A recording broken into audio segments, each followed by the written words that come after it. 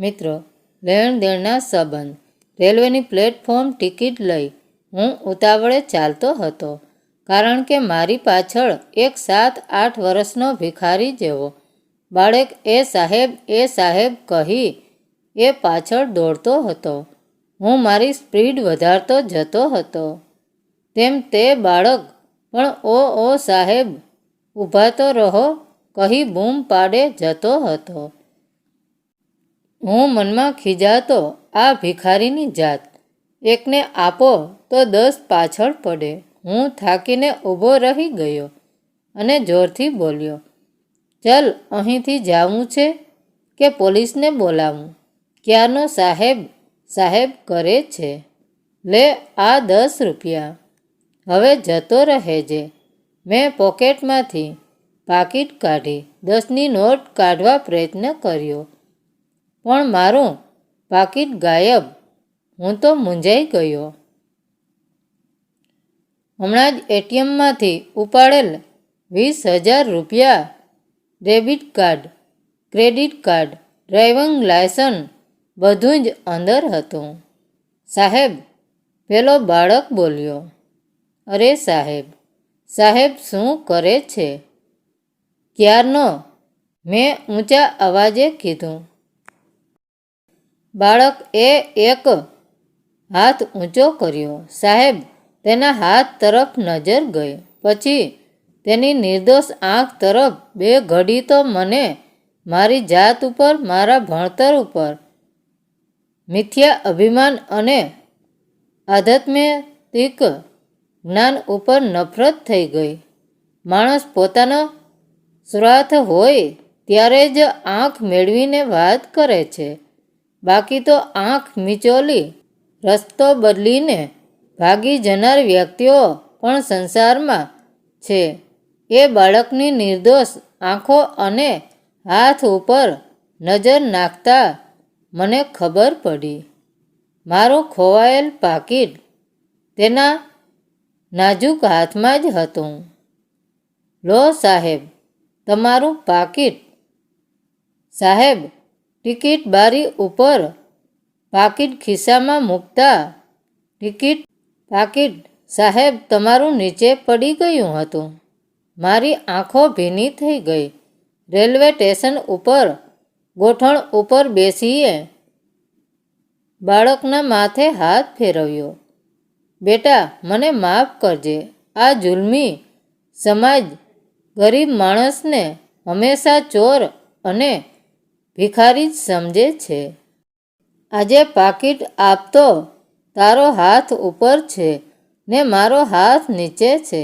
સાચા અર્થમાં ભિખારી કોણ આજે મને સમજાયું. ઈમાનદારી એ ફક્ત રૂપિયાવાળાની જાગીર નથી.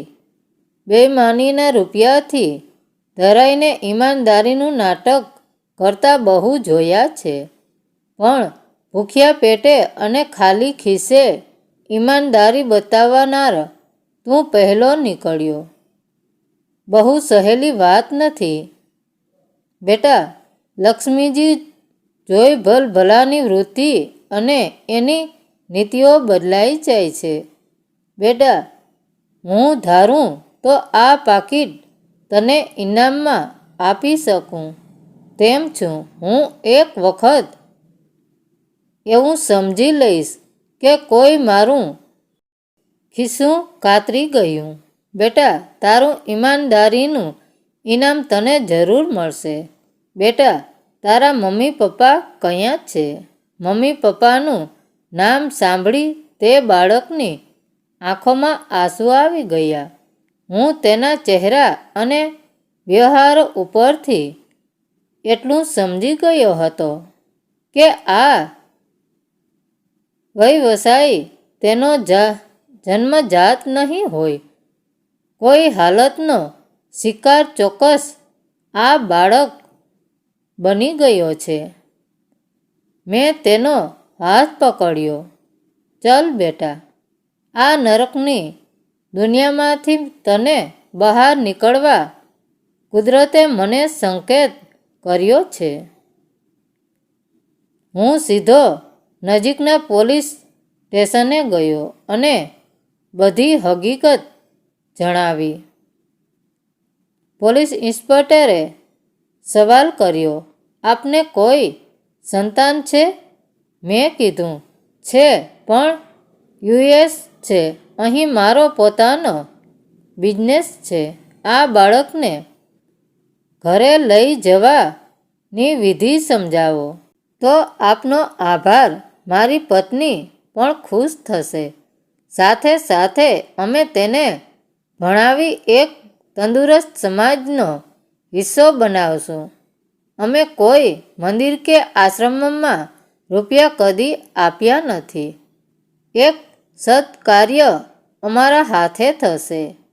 કોઈ રસ્તે રખડતા બાળકની જિંદગી બની જશે.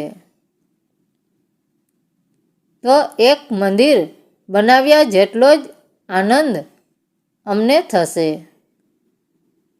પોલીસ ઇન્સ્પેક્ટર પણ ખુશ થતા બોલ્યા, સાહેબ, ધન્ય છે તમારા વિચારો ને તમારી કાર્યકેદી પ્રોસેસ હું પૂરી કરી આપીશ. હું પણ એક સારા કાર્યનો આનંદ લઈશ.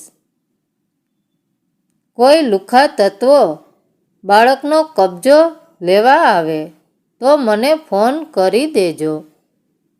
આજે આ બાળક ભણી ગણીને સરકારની ટોપ કેડરની આઈપીએસ કક્ષાની પરીક્ષા પાસ કરી મને પગે લાગી રહ્યો છે. દોસ્ત, કોઈ જન્મજાત ભિખારી, ચોર કે ડોન નથી હોતું. સંજોગો કે અન્યાયોનો શિકાર બનેલા લોકો કોઈ વખત રસ્તો ભટકી જાય છે. તેનો હાથ પકડી ફરીથી સંસ્કારી સમાજ વચ્ચે મૂકવાની જવાબદારી સમાજ અને સરકારની છે. મેં કીધું, બેટા, હું સમજું છું.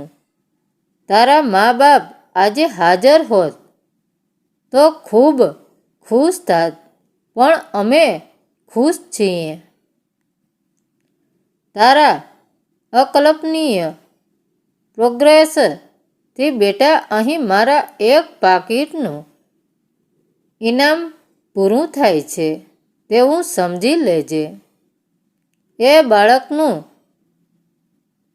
નામ અમે સંજય રાખેલ અને એ એટલું જ બોલ્યો, તમે મને કોઈ વાતની કમી રહેવા દીધી નથી.